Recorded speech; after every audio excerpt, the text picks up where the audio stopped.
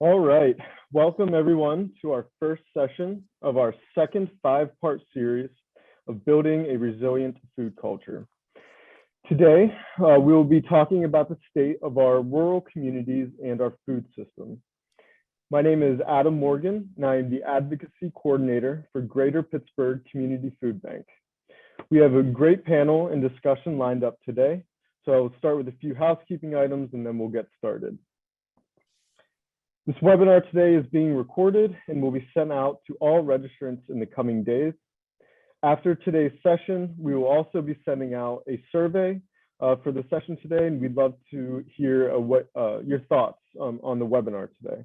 If you'd like to watch any of the previous sessions of the first series, you can find them on Food 21's website under resources. We will share the link at the end of the session today. Feel free to submit any questions or comments you have throughout the session as the panelists are speaking, and we will reserve the last 10 to 15 minutes to address those questions and comments. So allow me to introduce our panel quickly, and then we'll jump right into it. We have Dr. Kyle Kopka, Director of the Center for Rural Pennsylvania. He has served in this role since being appointed in mid-2020. Prior to the center, he was the Associate Dean of Institutional Effectiveness, Research and Planning, and Associate Professor of Political Science at Elizabethtown College. We have Beth Dolinar, producer at WQED Multimedia. Beth produced a great documentary titled Starved, Our Food Insecurity Crisis, a link that we sent to all registrants prior to today. And it shows how food insecurity can affect all communities, no matter where you live or the setting. And she also authors a weekly column in the Washington Observer Reporter. We have Sandra Curry, Community Partnership Manager for the Alliance for Nonprofit Resources in Butler County, where she manages the Community Action Agency. Formerly, she was the Education Director for the Franklin Center of Beaver County and a classroom teacher in Memphis, Tennessee. Finally, we have Steve Johnston. He's the co-owner of Apple Castle LLC in New Wilmington, Lawrence County, Pennsylvania. He is the sixth generation of Johnstons to run the farm and continuing the 160-year tradition of growing apples for Western Pennsylvania. They have also been donors to Greater Pittsburgh Community Food Bank for at least the past 16 years. So thank you all so much for being here today. We'll get started with Dr. Kopka. Turn it over to you. Let me stop sharing. All right, thank you very much, Adam. All right, there. Hopefully everyone can see this now. It's really a pleasure to be with you this afternoon. My name's Kyle Kopka, Director of the Center for Rural Pennsylvania. And what I was going to do here is provide just a brief overview of who we are as a center, provide you an overview of some key demographic and statistical trends in rural Pennsylvania, and also how food security and hunger relates to rural Pennsylvania in particular. And I should note too that Adam has a copy of these slides, and I'd be more than happy to share these with anyone else who's interested. So just a little background on the Center for Rural Pennsylvania. We're an agency of the Pennsylvania General Assembly. So we are part of the legislature itself, and we have two very broad mandates. One is to facilitate a grants program for faculty members at our state universities to conduct applied policy research, and also to maintain a comprehensive database on all types of statistical indicators regarding our rural communities. In practice, we track rural and urban as well, so we can do some comparisons. And then over the years, we've also held a number of legislative hearings on a variety of topics that are of interest for rural Pennsylvania, including opioid use, broadband access, COVID vaccination, so on and so forth. And our definition of rural Pennsylvania is really based upon population density. I won't get into the fine details here, but just to give you a quick overview, about 3/4 of the landmass of the Commonwealth is considered rural. So 48 of Pennsylvania's 67 counties, and the threshold as of the last census, we are in the process of updating this for the 2020 census, is 284 persons per square mile. So if you're below that threshold, you're considered a rural county. If you're above that, you're considered an urban county. We also have classification schemes for school districts and municipalities too, and I'd be more than happy to talk with any viewers about that at another time. All right, so let's dive into what we're calling a quick fast four on rural Pennsylvania, just to give you a sense of the communities we're discussing, and then we'll get into some hunger and food security issues. We wanted to point out a few things first related to COVID. Generally speaking, the COVID pandemic has hit rural Pennsylvania a little harder than urban Pennsylvania. When you standardize things across per capita, there are more folks that were infected with COVID in rural counties versus urban counties. There have been more deaths per 100,000 persons in rural counties versus urban counties. And then for a variety of reasons, vaccinations also lagging behind in rural counties. And something else that we'd like to point out is that rural does not necessarily mean agriculture. And don't get me wrong, that's a big component of rural Pennsylvania. But when you look at the total jobs and employment statistics, a tiny portion are actually involved in farm or agricultural production versus other sectors. We also have a gap in terms of income between rural and urban areas in Pennsylvania, probably not too surprising there, but this gap has been pretty persistent over the last few decades, where the median household income for rural residents is about $45,000 versus $60,000 for our urban residents. And something that we're paying attention to in the next census, and this is what we've gathered based upon the most recent data projections available, population decline is pretty prevalent in rural communities. Anything blue here shows a population decline from 2010 to 2019. And again, these slides are all going to be made available if anyone has any questions. Just some other comparisons. Rural families face a variety of challenges. 33% of rural residents live in medically underserved areas versus 16% for urban. Median household income is less in rural areas. More overdose death rates relative to urban areas when you standardize that on a per capita basis. Less home internet access.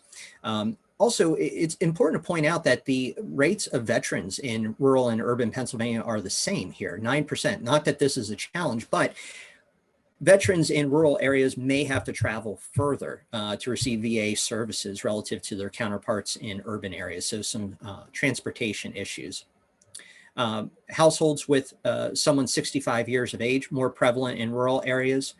Folks are less likely to have a bachelor's degree in rural areas. Rural residents are more likely to be divorced, separated, or widowed, so those single family households.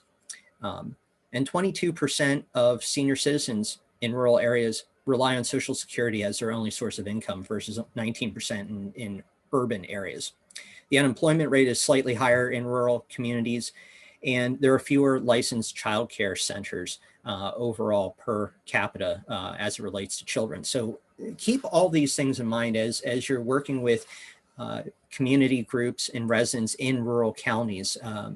They do have different resources relative to those in urban areas.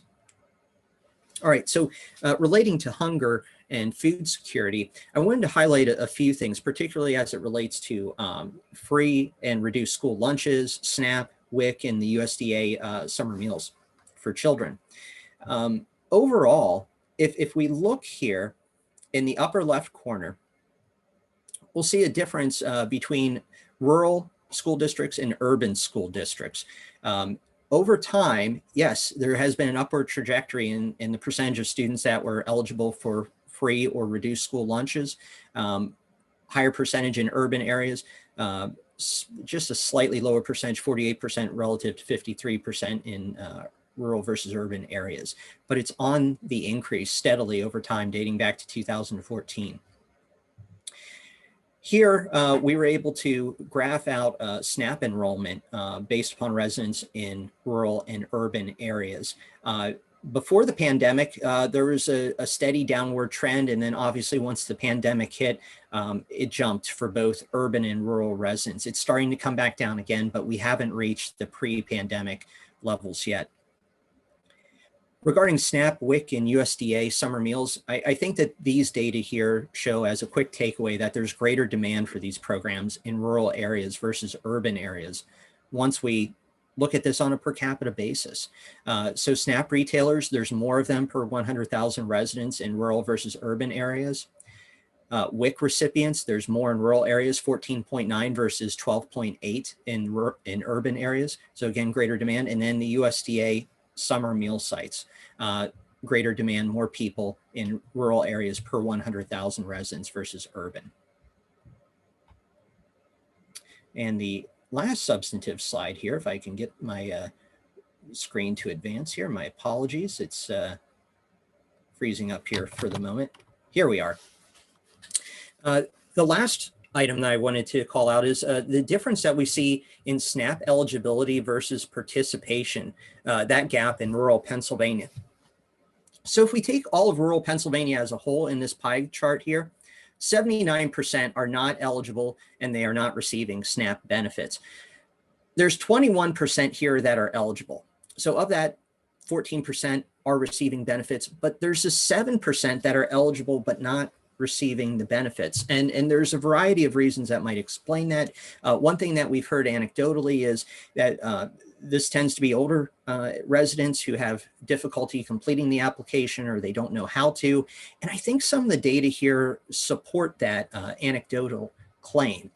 So if we look at, say, the age difference between those who are receiving SNAP and those who are eligible but not receiving it, those who are receiving it on average are about 52 years old. Those who are eligible but not receiving it, so again, part of this green slice here, they're about 10 years older, about 61 years of age. If we look at households with children under the age of 18, those who are eligible but not receiving it are less likely to have children at home. So again, supporting the idea that this is probably older families, older residents. I'll draw your attention here to this slide here, folks who are living alone. Of those who are eligible but not receiving SNAP benefits, 54% are living alone. So again, that reinforces that idea that this tends to be older Pennsylvanians versus only 37% of those receiving SNAP benefits.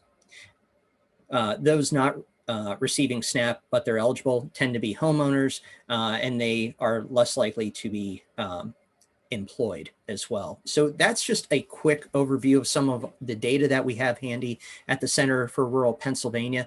And I would be more than happy to share any of this data, these slides, or answer any other questions that you might have in planning and outreach within your community. So thank you very much, and I'll turn it back over to Adam. I'll keep it going. We're going to go to Beth. Beth, you produced the WQED documentary Starved, which examined food insecurity as a societal problem across several communities in southwestern Pennsylvania. Can you talk about how you approached that topic from a storytelling standpoint? Sure. And thanks, Adam. From the beginning of our production, which would have been March and April, we were at a point where we were about a month or two into the pandemic, and we were already seeing on the news all those aerial shots of the long lines of cars that were showing up. In the case of Pittsburgh, they were at the arena and around the food bank as well, long lines through Duquesne there of people. And, I would hear things, or you would see snarky things on social media saying, look at those nice cars. Oh my goodness, half the cars in that line are nicer than my car. And that led us to say, there's a story beyond what the news footage would show of just lines of cars. And so we went and we stood outside some of these distribution sites and we talked to the people. And we found that regardless what kind of car they were in, first of all, there were a lot of people who were there picking up food boxes for friends who couldn't get out or didn't want to get out because, as you recall, people were kind of staying in their houses, at that time. And so we decided to go home with some of these people and see what it was. And I think that what ended up in the half-hour film were, very different stories. It wasn't all the same thing of, people running out of money and losing their jobs, although that was certainly part of it. There was also access problems. Food deserts, which we addressed in the documentary, are places which we think of food deserts in an urban area where there is not a full service grocery store.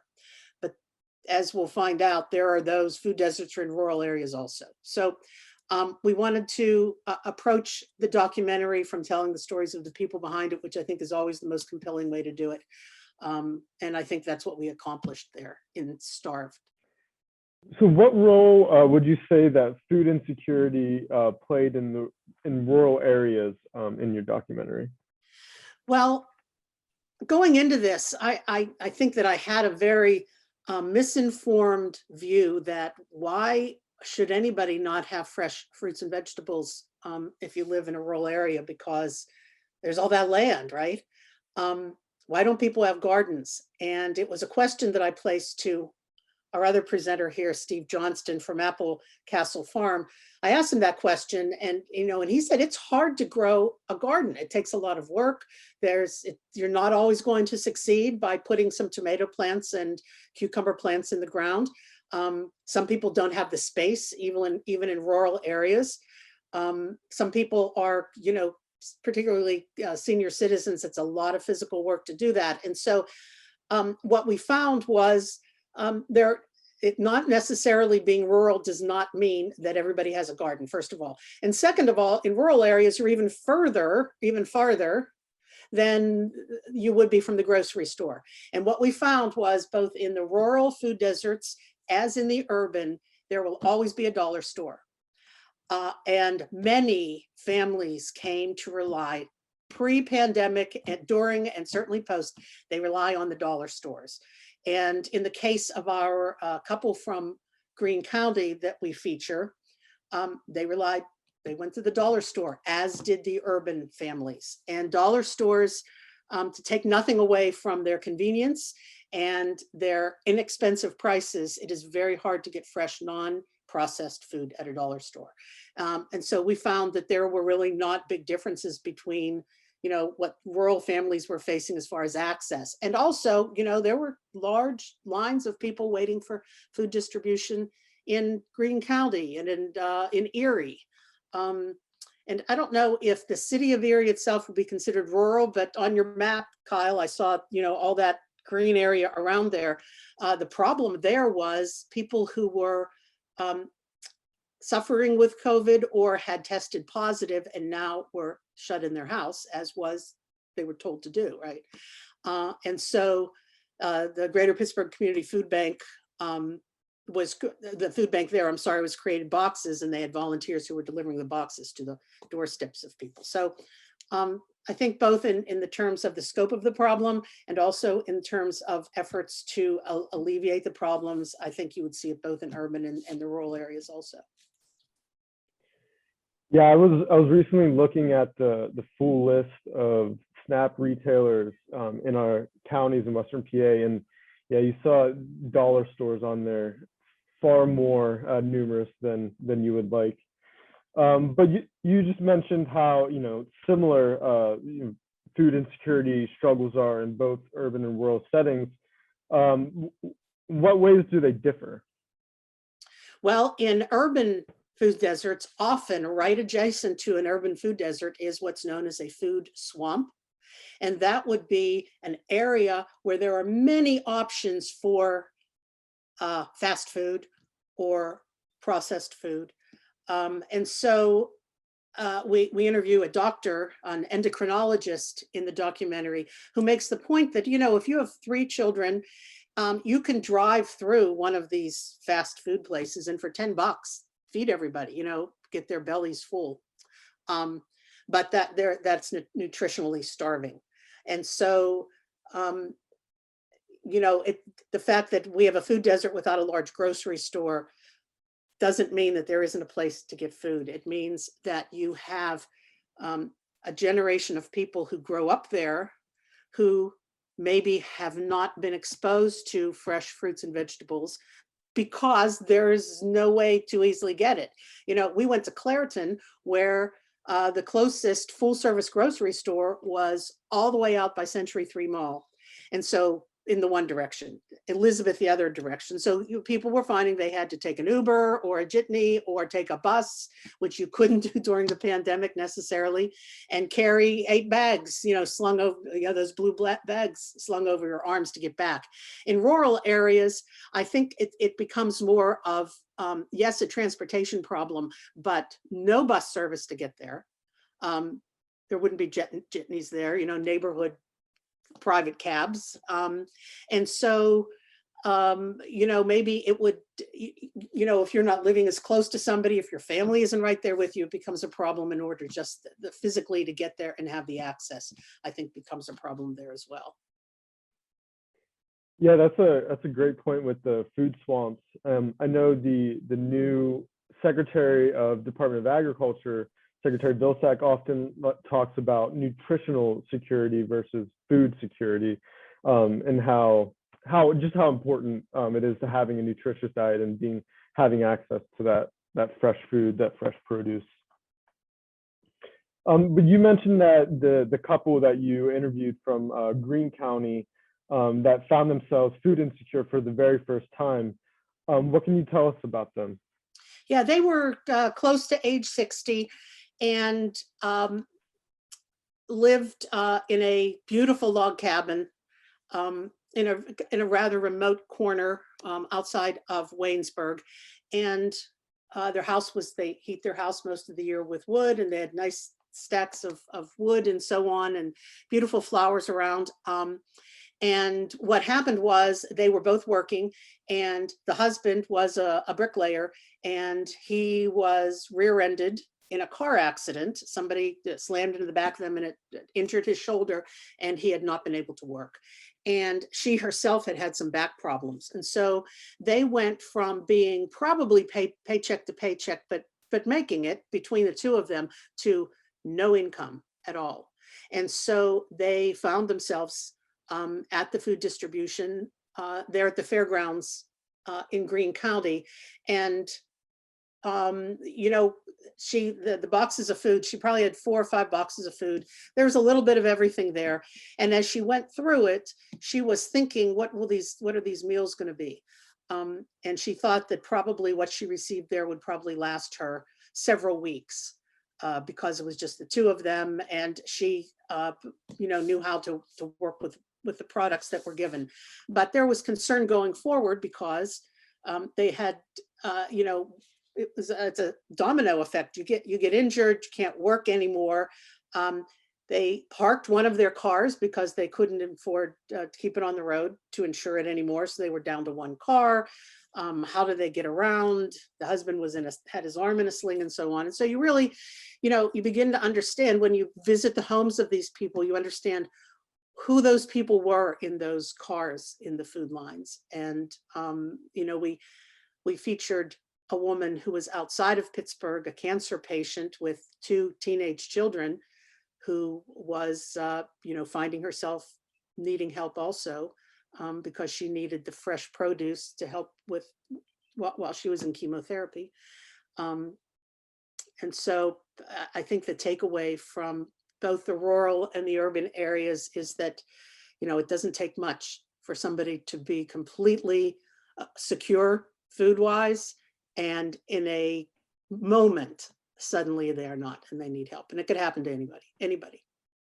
Yeah, you mentioned home gardening. I wonder if we're going to see maybe a resurgence in home gardening with more and more people working from home now, and maybe, you know, moving forward into the future, if that's going to lend itself to people getting back to gardening, and if that's a tool that we can really use to help address food insecurity. Well, I've heard it said that one of the ultimate acts of revolution that any of us can do is to plant a garden, because we become unhooked from that whole ecosystem of selling food and where it comes from and trucking in tomatoes that don't taste good, by the way. I think it would be helpful if every elementary school started students with, planting some vegetables, a plot outside the school, and harvesting them and taking them home. And I know that there are such things. I know that there are programs like that. But are they, is it making a difference? Is the understanding of that it is very doable, although it does take some work, but how the cost savings are significant. And as our doctor said, the difference in the lifespan, not the length of life, but also the quality of life between somebody who eats fresh produce on a regular basis and somebody who does not, for whatever reason, doesn't like it, or more to the point we're addressing today, can't get to it or can't afford it. That's a significant difference. And he treats people only with metabolic disorders, diabetes, high blood pressure, heart disease, and so on. And he said it is remarkable the difference in a life when somebody starts growing their own food and eating that and feeding it to their families as well. So, I can't answer your question and say how we do it, but I think it's something that should be done. Great. And lastly, back to Starved, see that it's been viewed 335,000 times on YouTube just since last November. What do you attribute that attention and success to? Well, I think that we all saw those lines of people at the food distribution sites. And, many people probably chased them around to find one that, they could get into, and that, you heard of people saying we have this gas crisis now. Remember back in May and June, people were running out of gas sitting in those lines. And so I think that it struck a chord. And I think even for those of us who were lucky enough to be able to buy healthy food and to live a few miles from a grocery store or a farm market or have our own garden, as I did last year, we all saw that it could have gone a different way. And we all saw that many of us were sterilizing, disinfecting our groceries when we brought them into our house. And so it was this whole all-consuming concern about our food. And I think it struck a chord, and I think that people were interested, and I'd like to think that, that the documentary was helpful. Very good. Well, Beth, thank you so much. For anyone who hasn't seen it yet, I recommend checking out Starved on YouTube or WQED's website. So thanks so much. Next, we're going to go to Sandy Curry. Sandy, you're going to be bringing the more nonprofit social service perspective, and you have a distinct history of working both in urban and rural communities. So please tell us a bit about that and the community action work you're doing in Butler. Sure. So I'll introduce Community Partnership to all of you. We are the community action agency that serves Butler County. We are the youngest community action agency in the state. If you're not familiar with the work of community action agencies, we were established in the 1960s under the Great Society programs to really act as the catalyst in the communities that we serve to combat the causes and conditions of poverty. Until 2019, actually the beginning of 2019, and what makes us a community action agency is we manage the Community Services Block Grant, which is a federal block grant that is dedicated to supporting services and strategies that alleviate poverty in communities. So we were actually managed by Butler County as a county program until January 1 of 2019. And then we have a pretty forward-thinking group of county commissioners here. And they had looked at the program and kind of made the conscious decision that it would be better managed by a nonprofit agency. So we were awarded the contract through the state to manage those funds, and started our work right away, basically with conducting a needs assessment. We're required to conduct a needs assessment every 3 years. It had not been done because the transition period was coming up, and the commissioners knew that they were going to turn it over to someone else. And when we did our needs assessment, we found that food insecurity was very high in our results. And that had changed from the previous needs assessment, which was done about 4 years before. So we could see that something happened in Butler County that did not show up in the previous needs assessment. One thing that did happen in the county was we had a series of local grocery stores.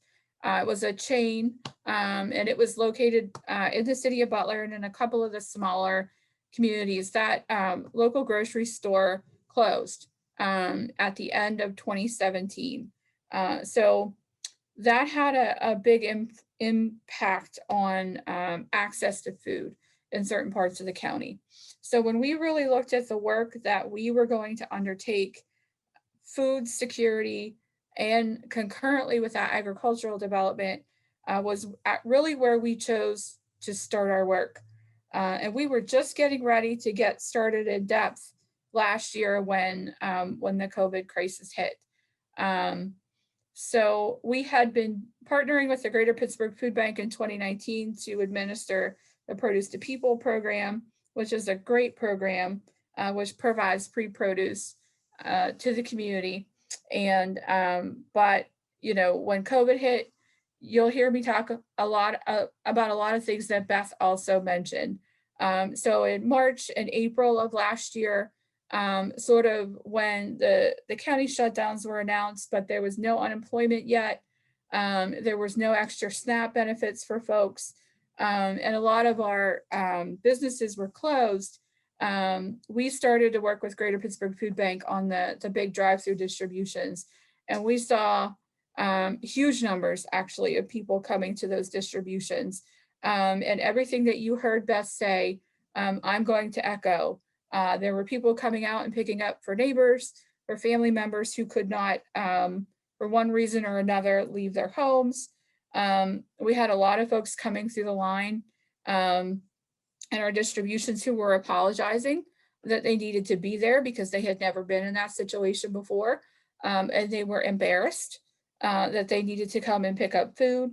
And we also started doing door-to-door emergency food deliveries. And we were doing in March, there was 1 week that I think we did over 300 emergency food deliveries. And that was also the same week that we did the first large-scale drive-through food distribution here in Butler. We saw that need continue over the course of last year, even with some of the pandemic assistance programs that were implemented.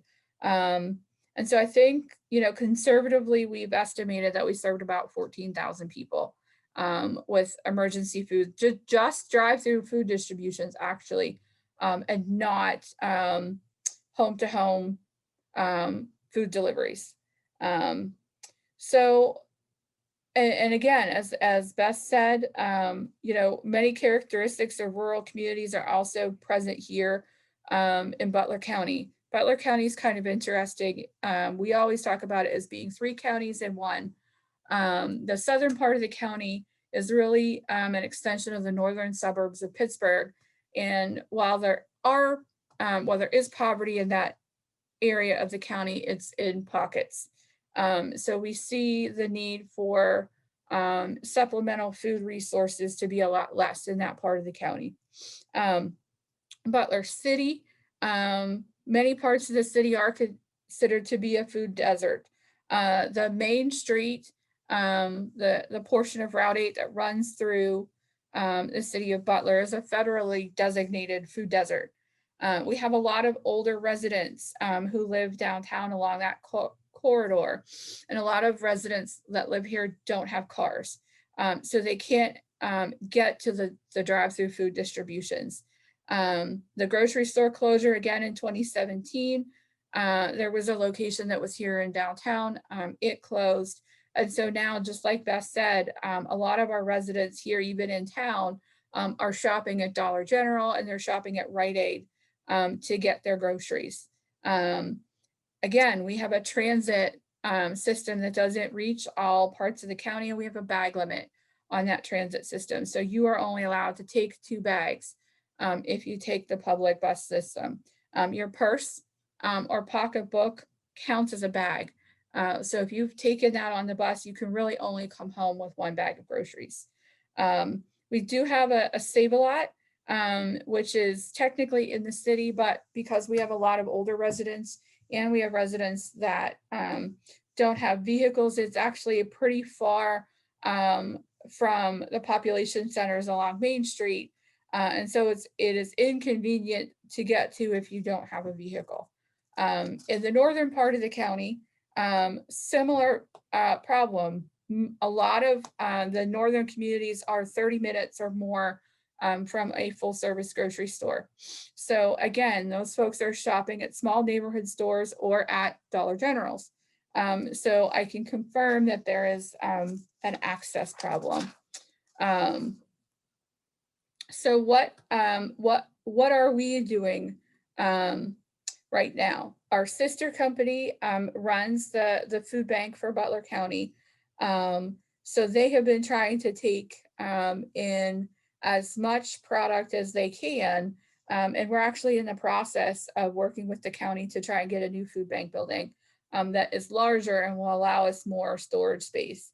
But the old produce to people clients that I see on a regular basis and the other folks that we talk to kind of consistently ask us for fresh product. And again, you've heard that already this morning.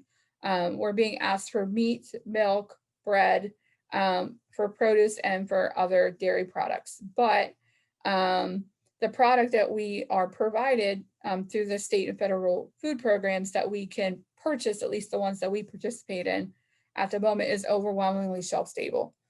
So there is a disconnect there between what is available to us and what our folks are asking us for. So how have we responded? We've responded a couple of ways. So we are continuing those emergency food deliveries and distributions. We have not stopped with those.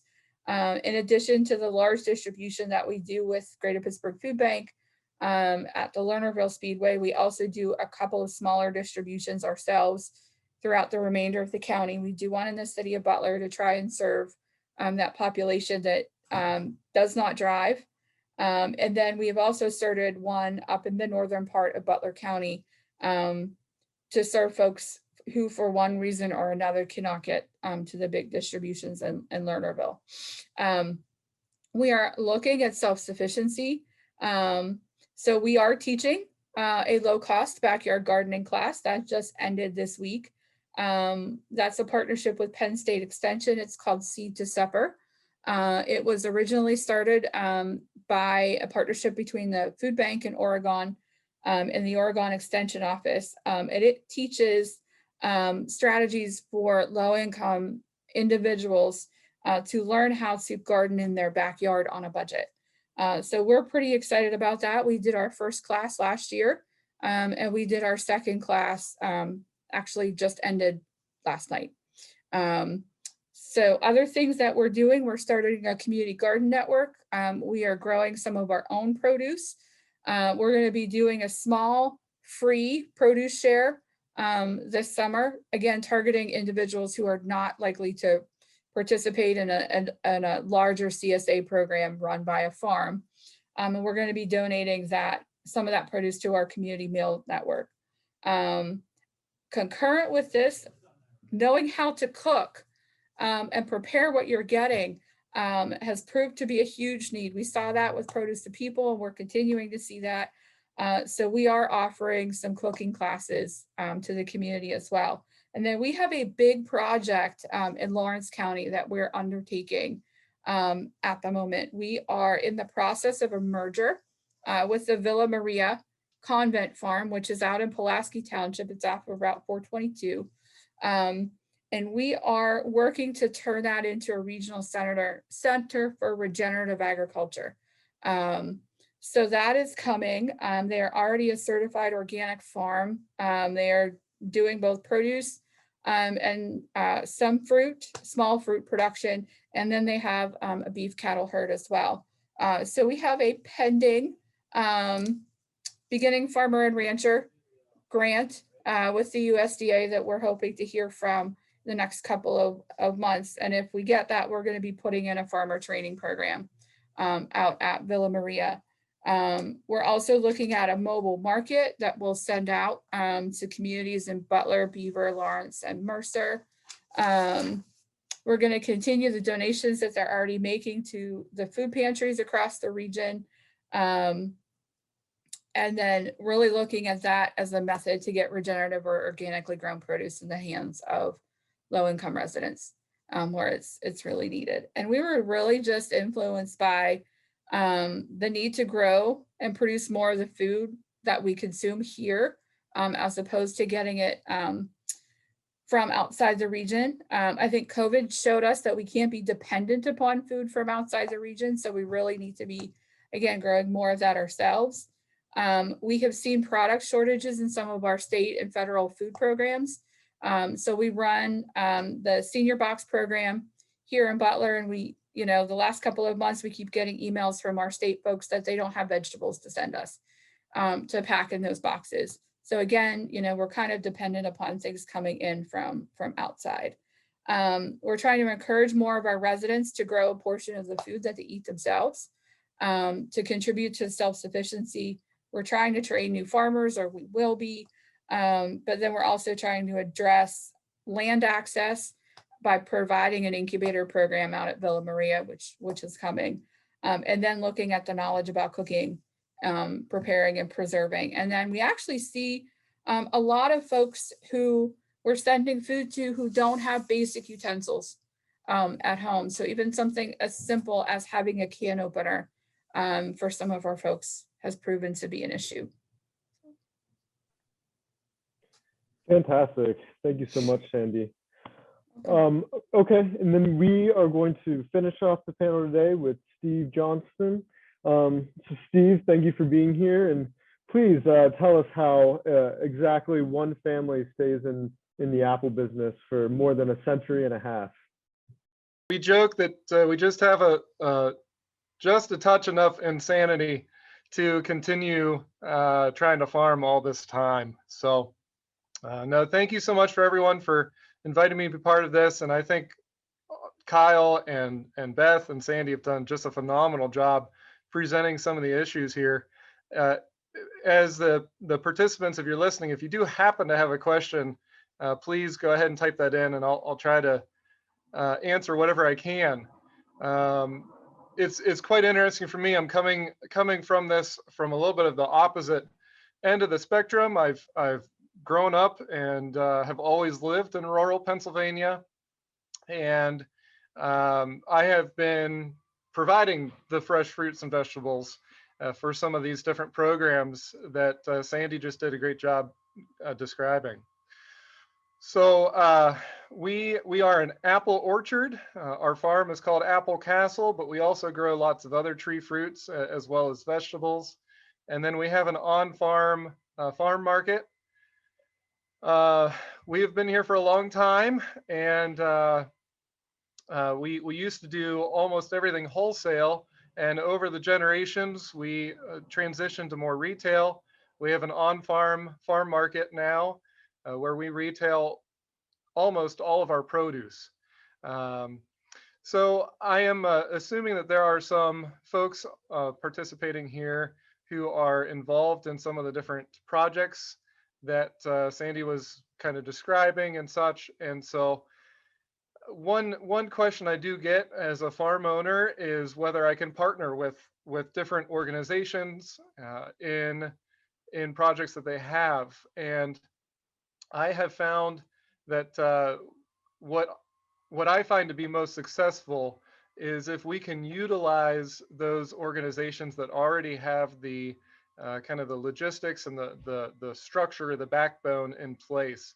So I have really enjoyed working with the Greater Pittsburgh Community Food Bank. We are also just like a mile from the Mercer County line. So we also work a lot with the Mercer County Community Food Warehouse. And so it is, it's nice to work with those bigger organizations. They have the tools and probably bigger than anything, the manpower to be able to facilitate those partnerships.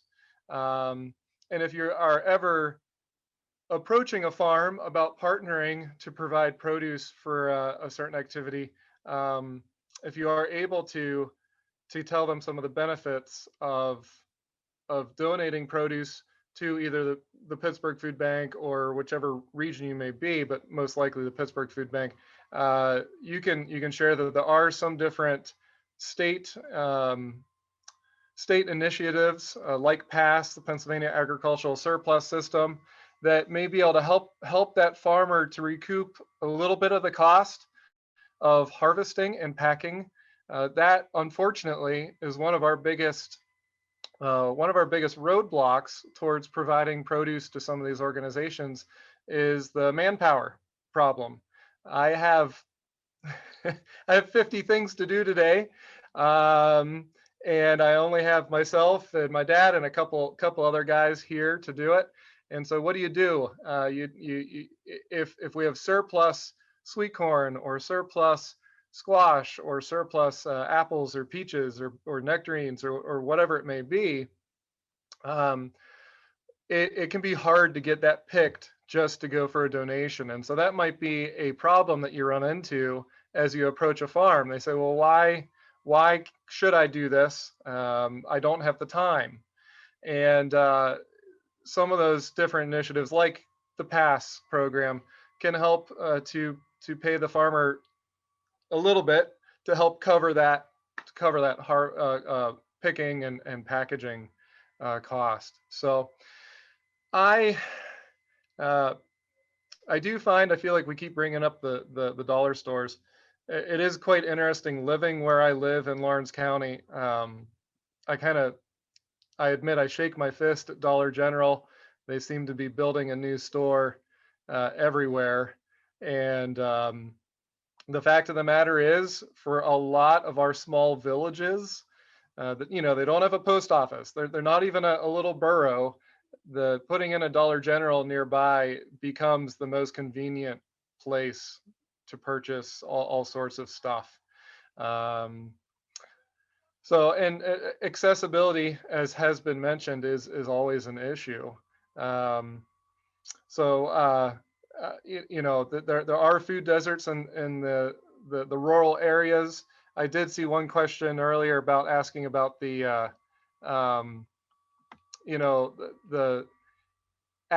the workforce, how much of the rural workforce that's not directly ag is related to agriculture. And unfortunately, it's really not that much, really very little. I do see a question on there that was talking about the Victory Gardens during World War II. The whole topic of conversation of gardens, I love the concept of schools trying to grow produce.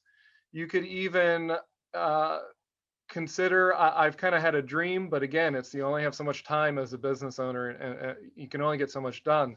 But it could be a win-win. I've always thought of partnering with a local school district as a farm to have the children come out in the spring. You can teach them how seeds grow, all the different components of soil and how plants grow, what the fruit is, and part of that is they could plant part of a garden, and then you could bring the kids back in the fall and they could harvest it, and the produce goes to the local food bank or another organization. And so there's lots of ideas out there. The hard part is to get the buy-in, and of course, as a farmer, I guess I admit time is one of my biggest restraints, or constraints, I should say. Finding the time to do all these things is really hard. So, Adam, I see you popped up. So, I wanted to ask you. You saying you've lived your whole life in rural Pennsylvania, and talking about some of these challenges of over reliance on dollar stores and just some transportation, these other challenges. Have you been seeing these pretty much your whole life, or has it been getting better or worse, as of late or lately? Which aspect of that are you asking about? Well, any of them really, the access issues or the transportation issues, or or just being able to continue to thrive as a small farm operating. I want to say that it seems like the gardening has generally been declining until the pandemic hit. I remember there being a lot more gardens around in our community, but it's hard. It's hard to keep and maintain a garden. The dollar stores have just proliferated. Proliferated. There used to be none, and now they're everywhere. So that is very much the last 5 or probably more likely 10 years that has been going on. Yeah, we've been talking, in this series, been talking a lot about food supply chain, and remember if it was Beth or Sandy was saying, how the pandemic upended things and more difficult to get food into the region from outside, and wondering if gardens is another way to address that, to reduce our reliance on external forces and able to just produce your household's the produce or the vegetables and fruit that you need for your own household.